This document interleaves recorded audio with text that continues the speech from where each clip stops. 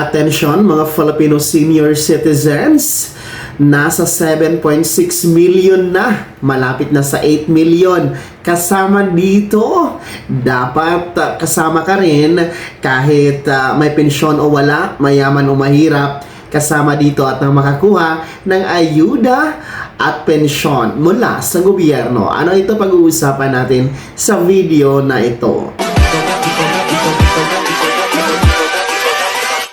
Hold up.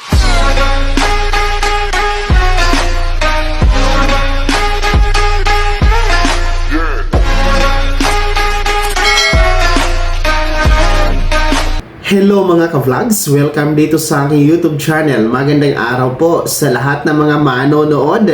Saan po kayong naako sa mundo? Kumusta kayo mga ka-vlogs? Eto na ha mga Filipino senior citizens, nasa 7.6 million na. Nako po, baka hindi ka pa kasama dito. Dapat kasali ka rin. May pensyon o wala, mayaman o mahirap, indigent o hindi, no? Pwedeng makakuha ng ayuda at pensyon mula sa gobyerno. Mamaya-maya pag-uusapan natin. Pero bago ang lahat, kung bago ka pa lang dito sa YouTube channel o di kaya hindi ka pa nakasubscribe, abay click nyo muna ang ating subscribe button na nasa baba. Huwag nyo kalimutan na pindutin ang notification bell. Ilagay nyo po sa all para naman updated ka sa lahat ng mga videos na aking i-upload. So eto na nga mga Filipino senior citizens, alam nyo ba nasa 7.6 million mahigit na ang nakarehistro sa NCSC database as of to date of February 10, 2025. Yes, dumarami na po talaga, no? At malapit na tayo sa 8 million na registrants dyan sa NCSC database. Ito po ay resulta sa panawagan ng NCSC na magparehistro sa kanilang database.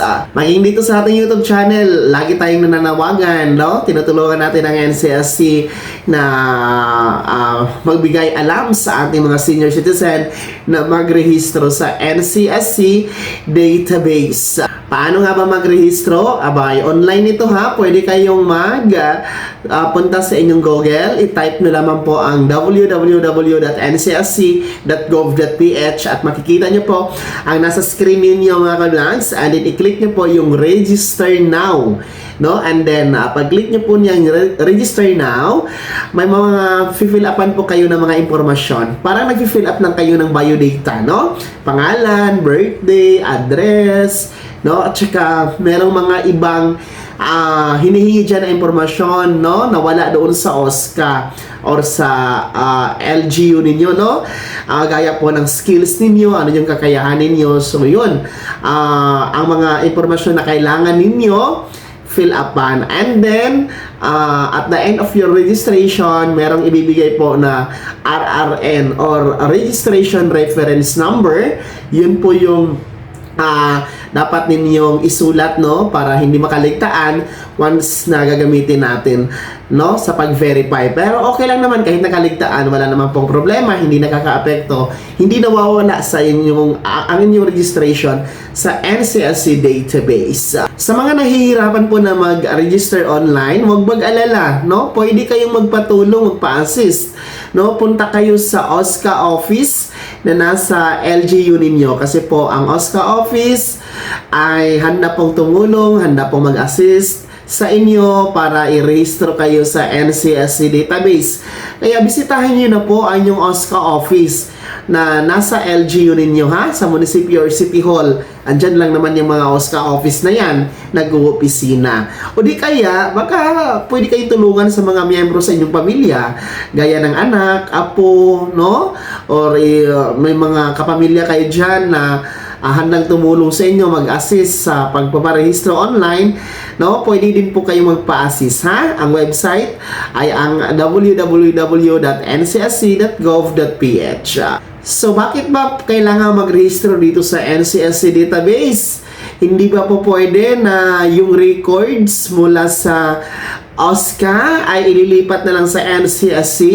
Pwede naman po, no, dahil ayon po sa NCSC ay nakikipag-coordinate naman po sila sa mga LGU para sa record po ng kanilang mga constituents na mga senior citizen. Pero ang kaibahan lang kasi dito sa registration sa database ni NCSC, meron po ditong mga hinihinging impormasyon na wala po doon sa OSCA record. Gaya nga po ng sinabi ko kanina, nang hihingi po siya ng skills, no, yung kakayahan niyo po. Dahil doon po magbabase si NCSC kung anong ayuda, anong programa ang ibibigay sa inyo.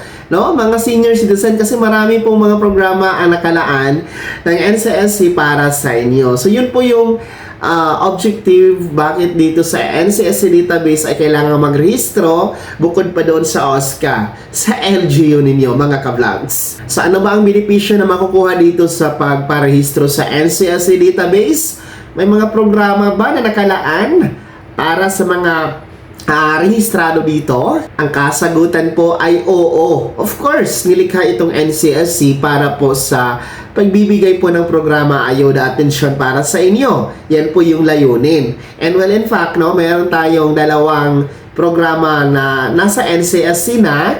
Sila na po ang nag-i-implement as of January 1, 2025. Una, yung ating Centenarian Act of 2016 na kung saan when you reach the milestone of 100 years old ay bibigyan ka ng gobyerno ng 100,000 pesos, no? Kung kayo ay 100 years old pataas ay sa NCSC na po mag-apply, makakuha ng 100,000 pesos. Effective po yan noong January 1, and kasabay niyan ay ang Expanded Centenarian Act cash benefit na when you reach the milestone of 80, 85, 90 at 95 years old, bibigyan ka ng gobyerno, no, ng cash benefit na 10,000 piso. Kung kayo po ay nasa 80, 85, 90 at 95. So 10,000 pesos po yan.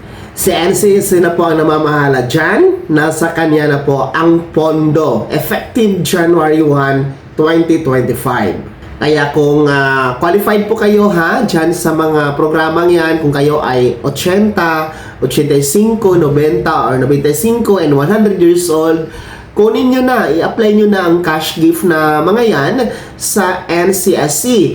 Pero ang pag-apply niyan ay sa OSCA office. Lumapit pa rin kayo sa OSCA office dahil doon po available ang application form. Si OSCA office naman at si NCSC ay katuwang yan sila, no? Partner yan sila sa paghahatid po ng programa, benepisyo at ayuda para sa inyo mga lola at lola. Bukod pa riyan, no, meron po tayong mga pensyon na tinatawag, yung ating DSWD social pension. Kahit sa ngayon, nasa DSWD pa yan, darating ang araw na ito ay ililipat na sa NCSC. Yung ating universal social pension, no, na nasa Senado na. Kung magiging batas yan, abay, NCSC na po ang mamamahala dyan. Iba pang mga ayuda na priority po ang nakarehistro sa NCSC database. Madali kasi makikita yung pangalan kapag rehistrado kayo sa database. Kaya kung may mga ayuda, may mga pensyon at magagandang livelihood programs, abay, mauuna kayo, no? Makakasama talaga kayo dahil andyan kayo sa database ni NCSC. Ang kagandahan dito mga ka-vlogs, dahil walang pinipili ang pagpaparehistro, mayaman, mahirap, may pensyon sa SSS, PVAW, JSIS, wala, indigent or hindi, no? May kaya o wala, may hanap buhay o wala, may sakit o wala, tumatanggap ng sustento sa anak o wala, no? Lahat kayo basta 60 years old pataas lang, senior citizen, Filipino senior citizen, you can register po sa NCSC database at na makasama po sa mga programa. Ito naman pong Centenarian Act, yung 100 years old na makakatanggap ng 100,000 pesos at yung Expanded Centenarian Act na 80, 85, 90, 95 na makakatanggap ng 10,000 pesos, wala naman yung pinipili. Mayaman o mahirap yun, pwedeng mag-apply. Kaya, talagang inanyayahan ng lahat na magrehistro sa database ni NCSC, ha? So, ulitin ko, ang website ay ang www.ncsc.gov.ph. Malapit na tayo sa 8 million. 7.6 million na po ang nakarehistro dyan sa database ni NCSC. So, ang target dyan is 12 million na senior citizen. So, hopefully, no, makarehistro lahat para walang maiiwan dito sa ayuda programa at pensyon na ibibigay ng gobyerno sa ilalim ng NCSC. Kaya naman, mga Filipino senior citizen, sino po ba sa inyo dito ang nakarehistro na sa database ni NCSC? Sino po ba sa inyo dito ang nakapag-apply na sa Centenarian Act, doon sa 10,000 pesos Expanded Centenarian Act? Sino po sa inyo dito ang hindi pa nakarehistro sa database? Ibahagi niyo po sa comment section na nasa baba. Pakilakip ng buong pangalan at kung taga saan kayo. Shout out ha sa inyo, saan man kayong dako sa mundo. Mag-ingat kayo palagi, mga senior citizen. Bago ako magtapos sa video na to, kung gusto niyo pong sumuporta sa aking YouTube channel, maaari niyo pong i-click ang ating super thanks button na nasa baba. Sa mga gusto maging miyembro, pwede po. I-click po ang ating join button. Maraming perks dyan mga vlogs. Be my member now. Sana'y naging gabay ang video na to kahit paano na pag-uusapan natin ang mga mahalagang bagay-bagay na may kinalaman sa ayuda, programa at benepisyo ng mga senior citizen. Kung hindi ka pa nakasubscribe dito sa aking YouTube channel, maaari nyo na i-click ang ating subscribe button na nasa baba.